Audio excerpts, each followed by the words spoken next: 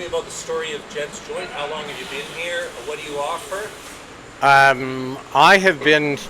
been doing the barbecue sauces for a very long time, probably 25 years. I've been at this location for 10, around 10, and it started because I needed something to do. I needed to stay busy, and a lot of it had to do with, went to Betty Ford, got sober, needed something to do, and definitely going out on the road and working in bars was not the thing to do, because it makes it pretty hard to stay on the sobriety path. So, I've always cooked, so I just decided to start selling the barbecue sauce at markets. And then a friend of mine had the pasta company, and he wanted to sell it and move, and so I bought it. What gave you that? What told you that this was a product that would have wide appeal? Like, tell me about those early years when you were just making it for yourself, friends and family. Well, the barbecue sauces I made for myself all the time, as I did with the pastas. And you know what? It's way better. We've run into a time now when it's way more expensive, and people are pinching pennies right now. So it's kind of funny because more people will come and buy the sauce and use it with dry pasta. Because compared to $7.50 a bag, you can get a big bag of dry pasta for $2. So, and it makes a difference for people right now, and I don't judge them for that. I mean, that's just the way it is. But yeah, it's not that I just kind of fell into it. The barbecue sauce I always made, always loved barbecued food. And then I fell into the pasta, which I had always made at home, but I'd never thought of making it commercially. And so when the opportunity came up that this friend of mine had a company to sell, I just said, well, I'll buy that. I didn't overthink it. Yeah. I didn't really overplan it. Yes. And I have sold quite a few different products in here. I mean, I do, meatballs, shepherd's pies, lasagnas.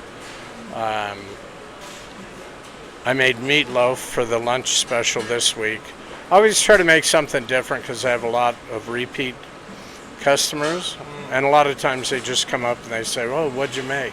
Right. And they want to know what's new and different. And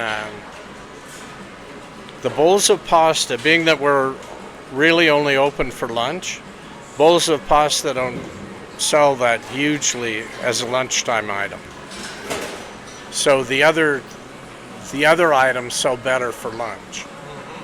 So yeah, it's just kind of a difference. I mean, I got a few people that like lasagnas for lunch, but they want smaller portions, and they, which in the grand scheme of when everybody says I want to lose weight, well, eat a bigger lunch and eat a very small dinner.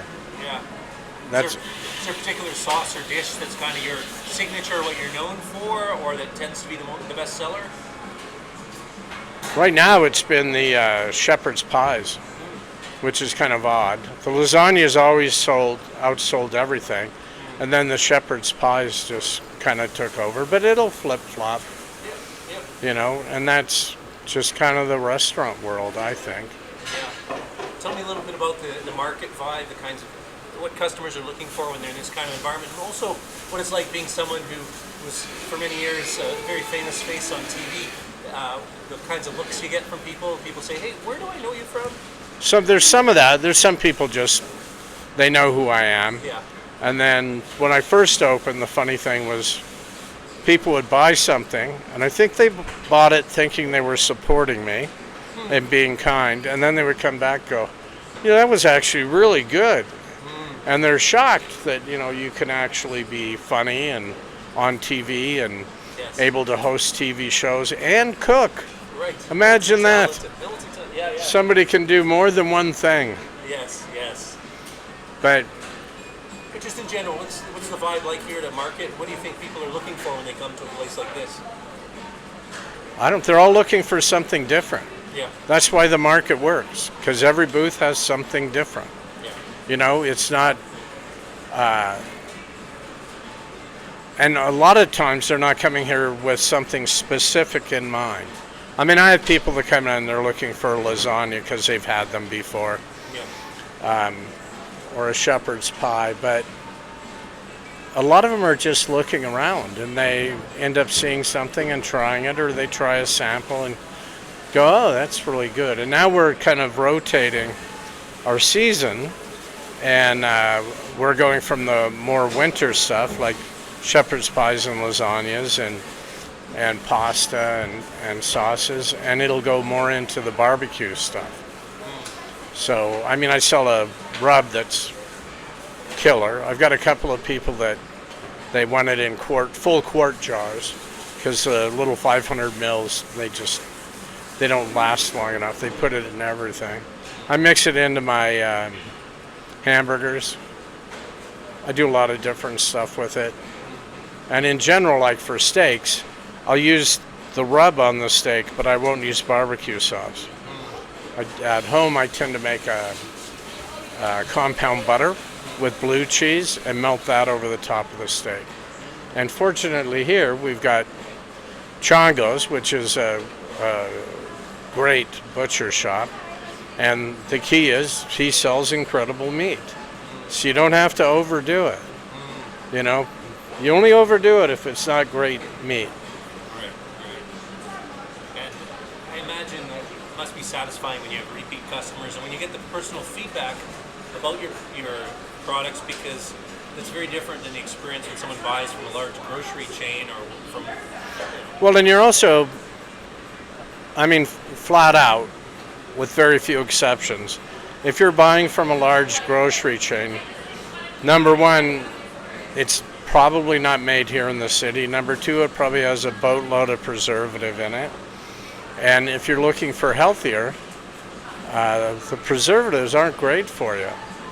You know, for the pasta sauces, the tomatoes come from Italy, so they're all non-GMO. The flour's non-GMO, you know, and it's just a difference in what people are looking for. And yeah, it does cost a little bit more, and it doesn't last for 3.5 years in your fridge, which is wrong. If your food's lasting that long, in my opinion, it's just, what are you doing?